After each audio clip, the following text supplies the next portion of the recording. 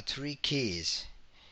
I've been helping students for more than 20 years, and as I grow older, I realized that if I give you 20, 30, 50, 100 techniques, it becomes extremely difficult because nobody has so much time to learn 100 things.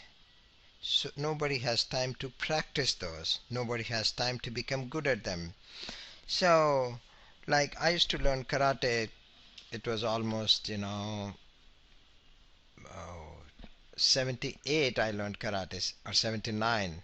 So that's more than 30 years back. So in karate, to become good, you don't have to practice 4,000 different moves.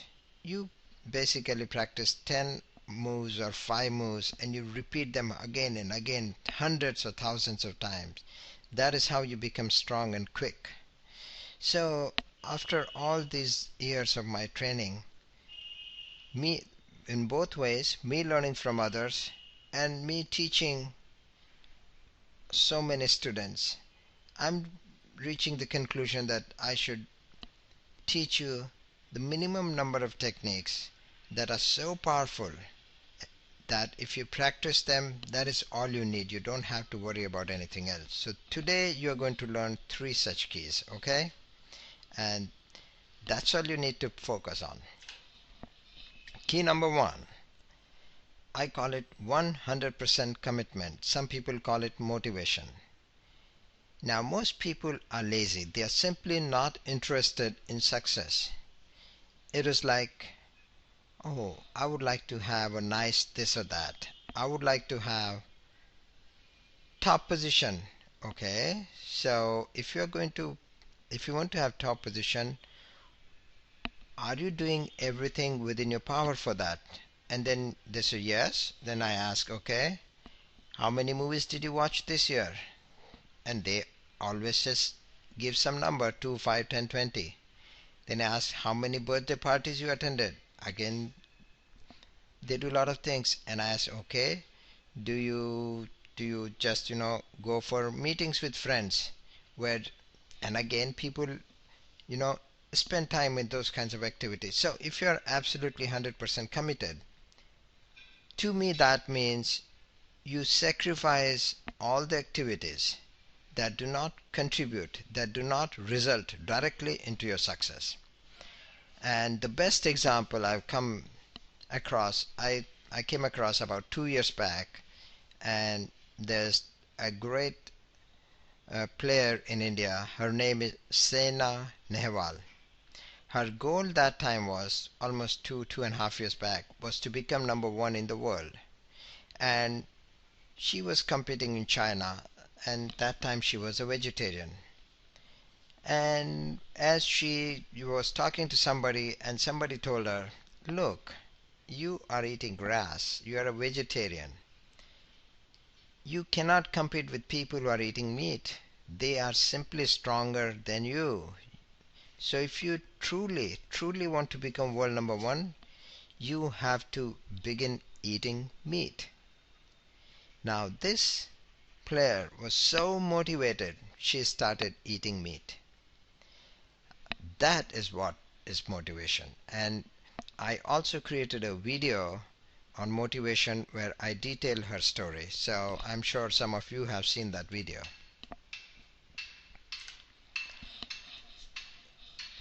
Now, why do I, say 100% commitment? Is it not okay if you have 95% commitment, that okay, most of the time you'll work hard, but sometimes you will not. Most of the time you will do, you'll be fully committed towards your studies, but sometimes not. So the question is, what is the difference between 95% and 100% commitment? The best example I have come across to illustrate the point is my own life experience. When I was 100% committed during the semesters, at when I was doing my BE at Pilani, my grade point average was above 9 out of 10. And then in the last semester, when I had already sent my applications to America for admissions to PhD, and I knew that my marks were not going to be important anymore. And I said, okay, let me be interested only 95%, like most of my friends and most of the people I noticed. And you know what happened? I got a grade point average of only 6.5 in the last semester out of 10. That is the huge difference you will find it always between 100% and 95%. Let me give you another example I that I heard somewhere. Uh, Suppose you and I are running in jungle and there's a bear chasing us, or there's a lion chasing us. So I do not have to be able to outrun the bear or lion to survive. All I have to do is outrun you. So if I'm slightly better than you, I win. And in the real world, people who are slightly better, 1%, 2%, they are far more successful. They become greatest scientists, they become greatest business owners, they become greatest doctors, they become greatest engineers. They earn 10, 20, 100 times more money. They have 10, 20, 100 times more influence on society. They earn big name, and someone who's just 1% less, they are just lost in the crowd. So if you are really committed, that means 100%. If you are 100% committed, you can expect success. If you're 95%, then it's not even worth trying. Now there's something very interesting happens. When I offer tools and techniques, a course or some CD or a mind machine, there's something very interesting happens. Those people who are 100% committed, what do? They just jump, they get what I'm offering, they see my life experience and then see it is unique and they can really benefit. So they just jump, they get it, they learn, they use, and they get more success. On the other hand, there are a lot of people who are less than 100% committed. And when I offer the same solution, the same tools and techniques that can make them more capable, they say they don't have time to learn. They don't have time to attend webinar. They don't have time to watch video. Even when things are free, they don't have time. And then when it is something to buy, they don't have the money. And do you know the meaning of don't have time or money? What it means is that to those people, the goal itself is not so important. So it is not worth investing time or investing money. They think, okay, I'm going to college, I'll pass, that's okay, I'll get a job, and that's okay. So, so one is that the goal is not important. Second, sometimes some people are not confident of success at all. They think, I'm no good. Even if I get this tool, even if I get this course, even if I get this system, even if I get this mind machine, even if I get this CD, I'm not good. I'm going to fail anyway. So why try? Even if I watch this video which is free, why even try? Let me just watch TV. So that's the difference. Okay, so action number 1 for you today. Be 100% committed.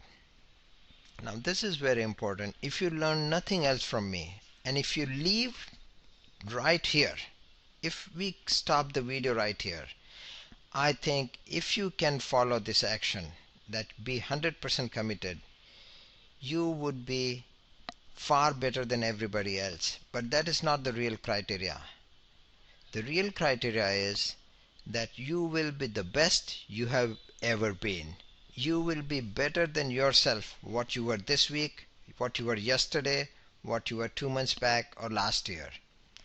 So I urge you to close your eyes for a moment now and decide, are you really 100% motivated?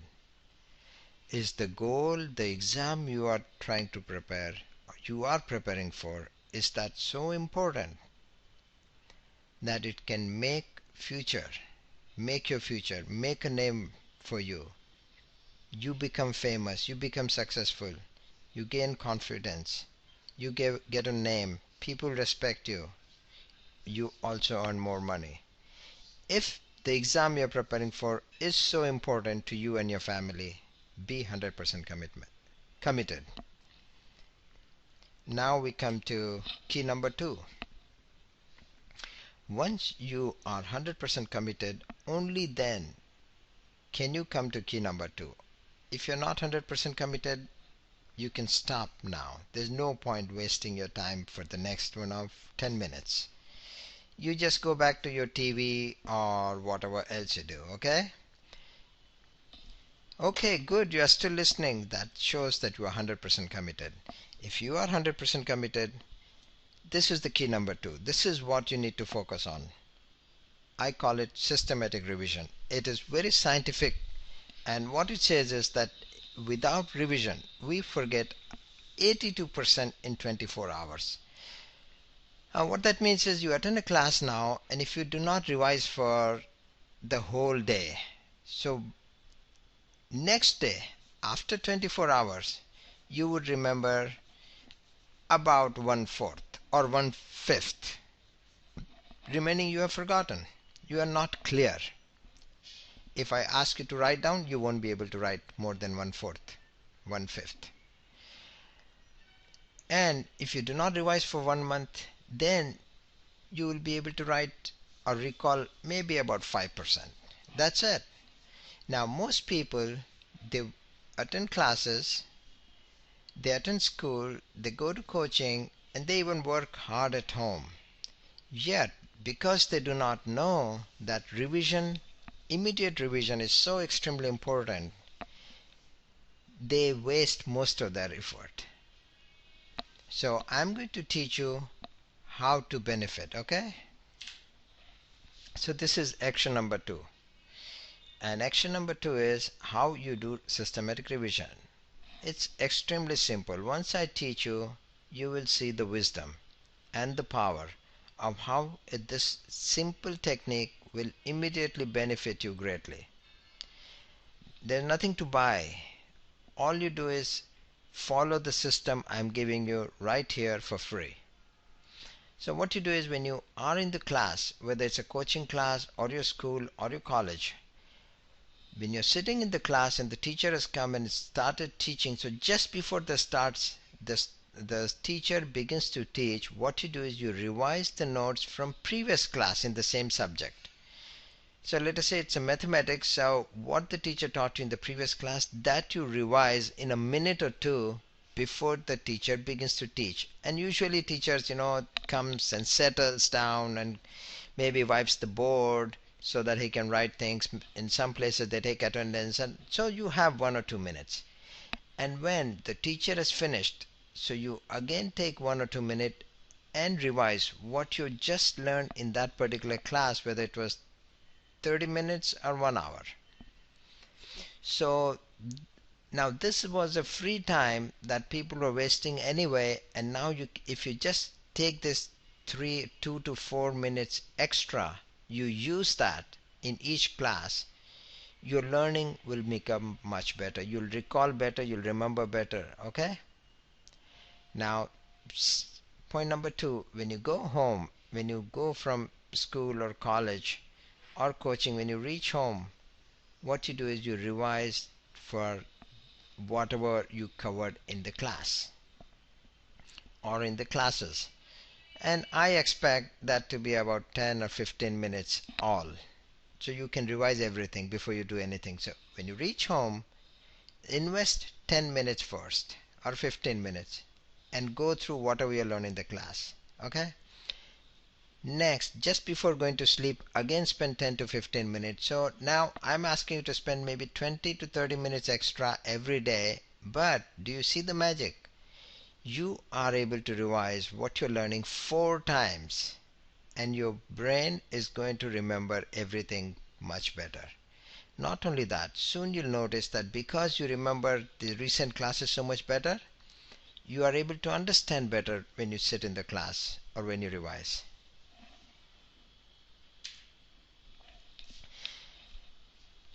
Now, I said you can revise in 10 minutes, and most of you might be thinking, how is that possible?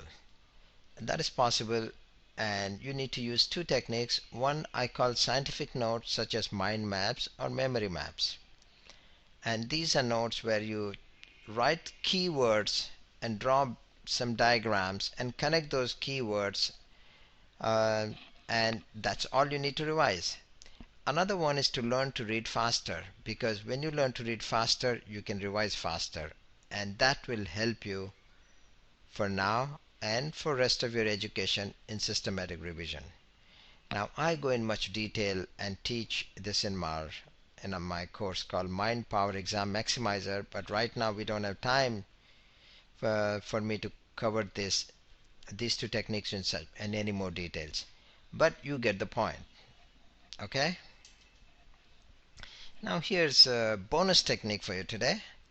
It's a very simple technique but extremely important. Now for better memory power, study with joy, not stress and fear. Now, why do I say that? What is the research? Okay, here's the research.